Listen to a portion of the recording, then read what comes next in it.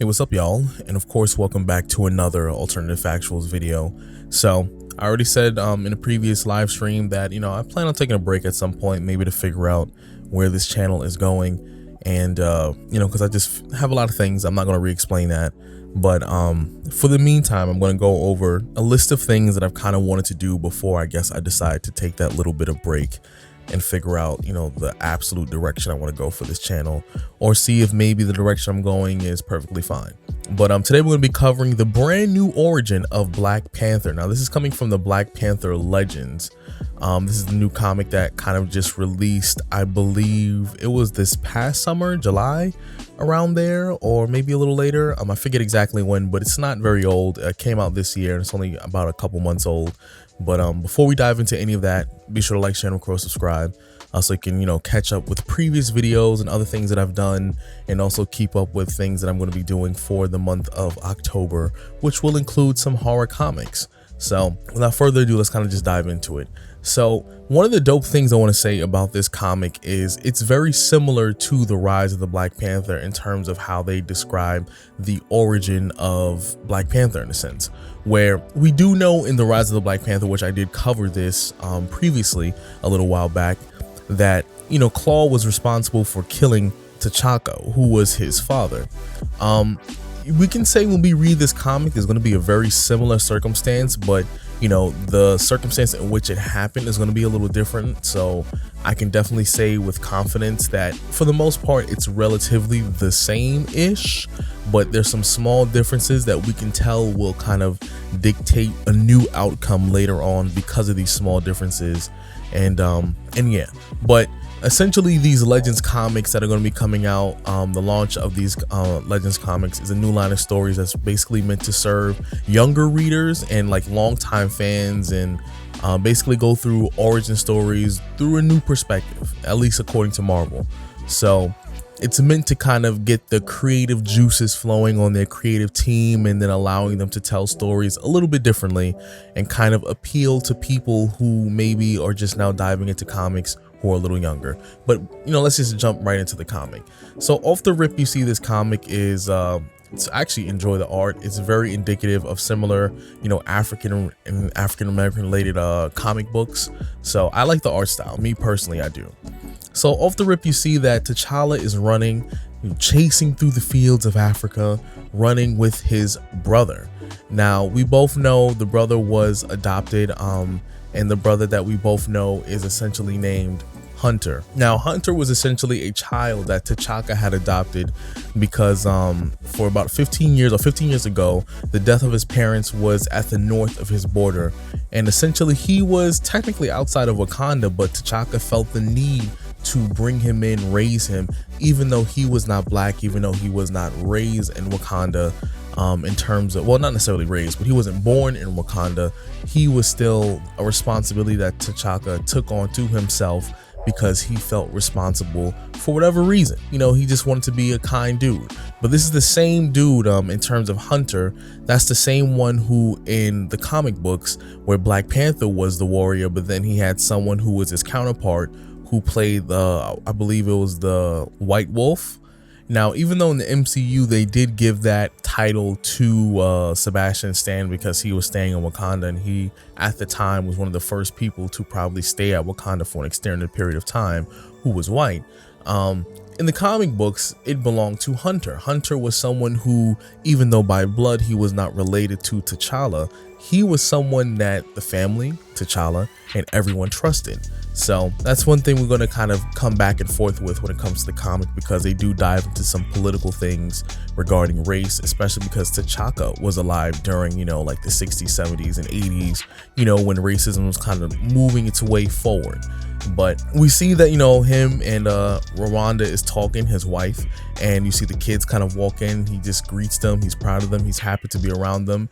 And he goes around kind of giving them, not necessarily a tour per se, but talking to them, saying that you two are to be on your best behavior during this delegation from the United Nations. And T'Challa asks, what do they want with us? And basically he says, you don't need to worry about it because, one, they're kids. They don't have to worry about stuff like that just yet. And that's something that the king of Wakanda would have to worry about. But nonetheless, he also lets them know that not only am I the king, but I am the protector, and T'Challa, this is your birthright to be the Black Panther. But in a lot of ways, he says, we're going to pay respects to your grandmother as part of your mother's yearly trip, and we're also introducing you to more of the world outside of Wakanda. So you see this scene or this moment here is very similar to the rise of the Black Panther, where T'Challa went to different schools outside of Wakanda, but also they kind of went back a little younger, where his experiences with the outside world and him being able to relate and him wanting to sympathize with the outside world, especially with other people who look like him who may have not been from Wakanda, started a little younger. So his father wanted to instill in him something that his parents didn't necessarily instill in T'Chaka. So he wanted to make sure T'Challa knew that eventually Wakanda would have to open up to the borders, to the world. And he wanted to prepare him as best as possible and, make sure that everything went as smoothly as possible. And he does express as well that he is aware of the unjust laws that are taking place within the world, the family, basically how they're going to be separated for a short amount of time, which will be kind of follow up with a little bit later on in the story, which is going to pop up actually pretty soon. But nonetheless, we're going to see why.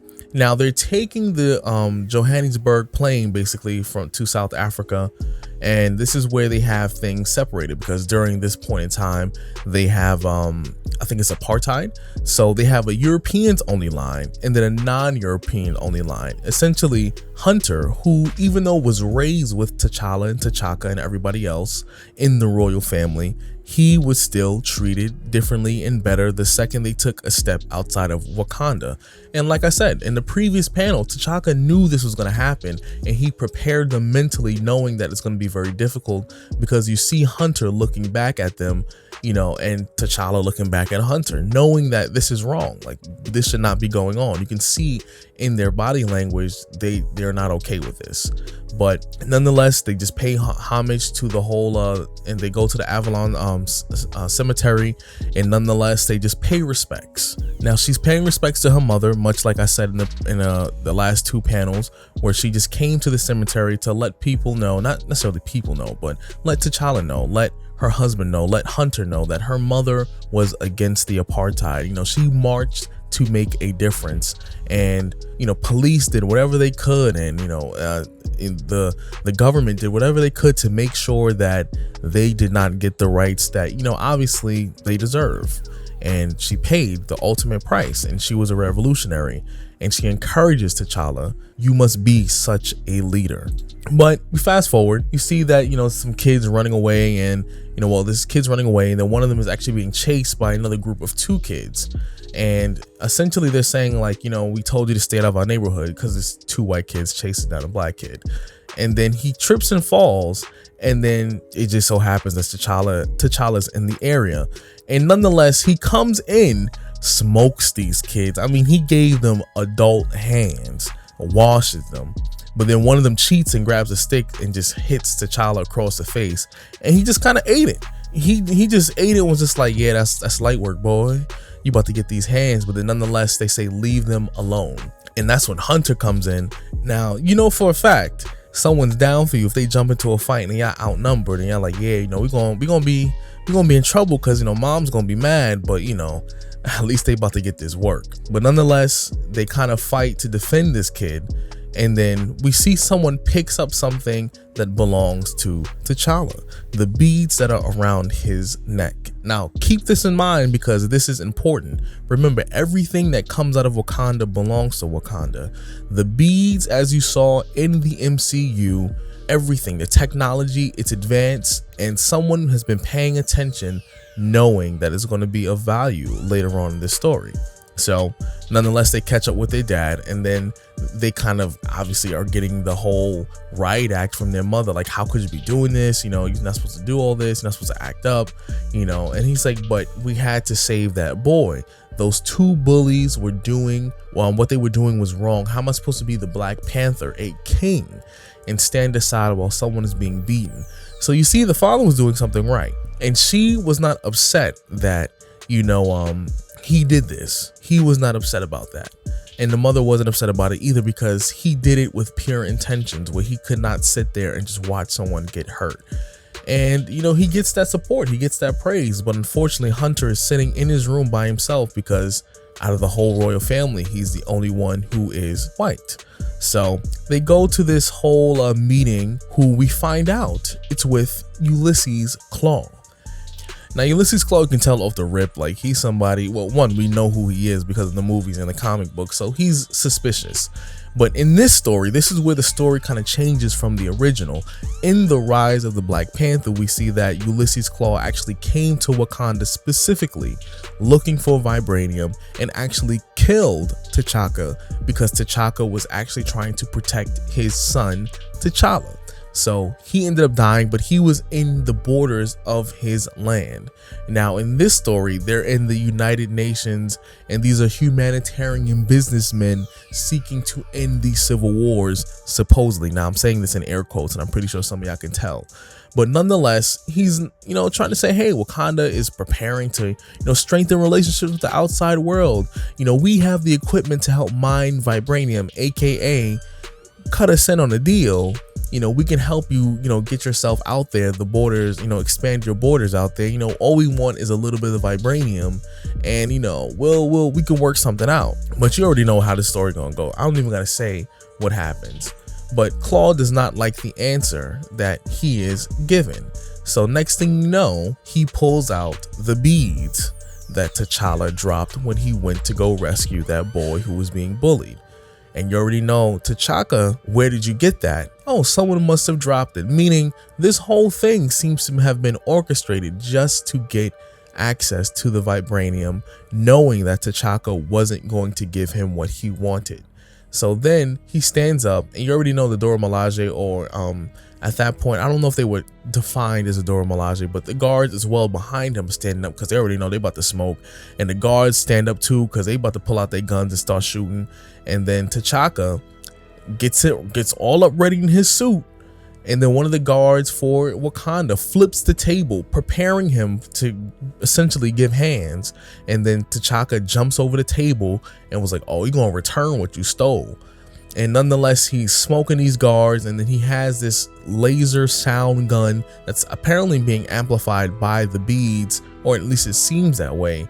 And then in an effort to protect his son, once again, like in Rise of the Black Panther, Claw points it to him, but then T'Chaka jumps in front of it, takes the hit point blank, and nonetheless, he's dead. But hold on, my children. At least we know one thing. One of the guards takes off his hand completely, thus giving us the armless claw that we see in the future.